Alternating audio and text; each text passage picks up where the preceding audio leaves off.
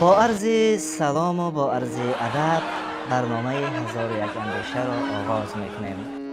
امروز در برنامه داریم مؤلف برنامه 1001 اندیشه، آموزگار، روزنامه‌نگار، مطرب و آوازخوان غیرتشاه احمدزاد را. خوش آمدید به برنامه خود. تشکر زیاد، جهان سپاس از شما. ز دستم بر نمیخیزد که یک دم به تو بنشینم، بجز رویت نمیخواهم که روی هیچ کس بینم، که روی هیچ کس بینم. تو را من دوست می دارم خلاف هرچی در عالم، اگر رخن است و بر جانم، اگر تن است و بر دینم، ز دستم بر نمیخیزد که یک دم به تو بنشینم، که یک دم به تو بنشینم. جهان سپاس استاد، خیلی خوب میخونید. خواهش میکنم. اصلا برای چی و برای کی میخونید؟ یعنی منظور شما سرود خواندن؟ آره. در خانواده، برای خانواده و باز دوستان عزیزانی که گاه دور هم میاییم، محفل خیلی خورد اونجا میخونم. کسی گفت که زشت میخونید؟ اولین بار میشنم که شما میگویید. خب این حاضر بود. هر چی باشه. هزاران نفر رو خب اینجا سوال باران میکنید. مقصد تکلیف ما هم همین است که شما تاب میارید. قضاوت از بیننده عزیز است. تا کجا تاب میارم نمیارم. از همین سوال خیلی معمول شما آغاز میکنیم. آینه را دوست خود میشمارید؟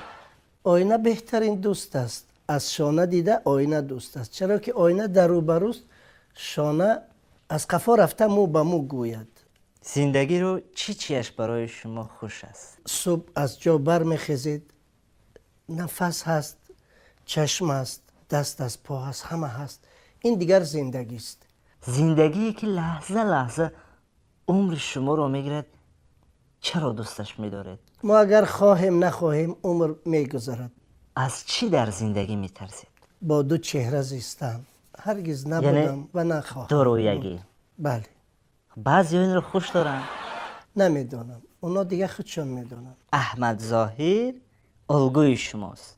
خب او را همه دوست میداره دیگر، چون در او پایه حالا کسی نرسیده است. بیشک و اما تردید. دوستداری شما خیلی فرق کننده است اصلا. خب مخلصش هستم. دیوانه‌وار نه، یا خیلی خیر؟ هوشیارانه هوشمندانه دوستش میدارم. بیاید یک آهنگ احمد ظاهر رو در اینجا میسرایید. مایلش، ولی با اینجا من از نوار بردار باید خواهش کنم که من کمک کند در تبل. رستم جان. دلم در عاشقی آواره شد، آواره تر بادا، تنم از بدلی بیچاره شد، بیچاره تر بادا، تنم از بدلی بیچاره شد، بیچاره تر بادا. با تاراجی عزیزان زلفی تو عیاری دارد، با تاراجی عزیزان زلفی تو عیاری دارد، با خون ریزی غریبان چشمی تو عیار تر بادا. دلم در عاشقی آواره شد، آواره تر بادا.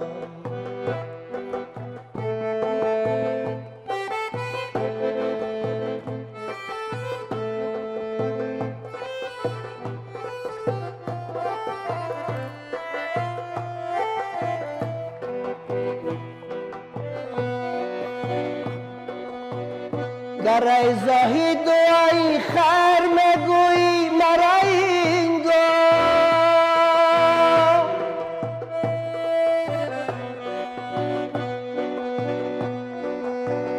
گر ای زاهد و ای خیر میگویی مرا اینگاه که من آواره ای کوی بتان آواره تر بادا دلم در عاشقی آواره شد آواره تر بادا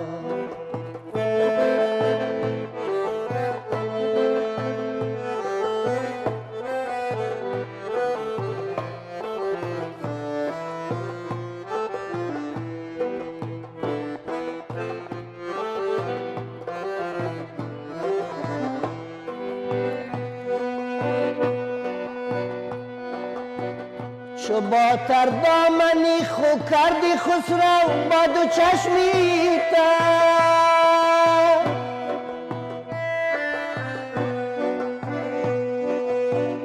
چو با تر دامنی خو کردی خسرو با دو چشمی تر زیابی پاکی چشمی دامنت هموار تر بادا دلم در عاشقی آواره شد آواره تر بادا دلم در عاشقی آواره شد آواره تر بادا تنم از بدلی بیچاره شد بیچاره تر بادا تنم از بدلی بیچاره شد بیچاره تر بادا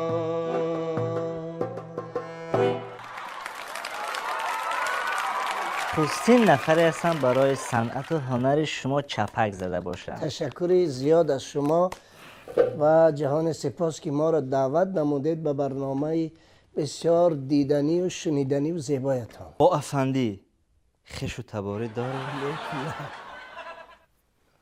منظورم رو درست فهمیدید البته. یعنی لطیفه گفته؟ بله. خب مثل همه دوستا منم چیزی میدونم میگم تلفن های موبیلی همراه نه برآمده بودن و یک گروه دوستا میخرن و یک نفر دیگرشون هم نداشته است و دوستا میگفتن که تو نداری این و اون و او وقت تلفن آیفون بود است. بعدا این میرد قرض و فرض میکند و میخرد میارد که در پیش بچه ها دوستاش نشانده که من هم تلفن دارم و در همین جایبی پشت میماند میاد که در یک خرک همه نشستن این هم میاد روی خرک میشیند که یک صدایی شکستن میشنود و میگه که خدایا همین میانم باشه خوب است مقصد که نشکنه وای تلفن ولی نکند که از این به بعد برنامه را صاحبی کنم. من یک روز فقط برای اجازه دارم. من چون این فلسفه رو دوست نمیدارم.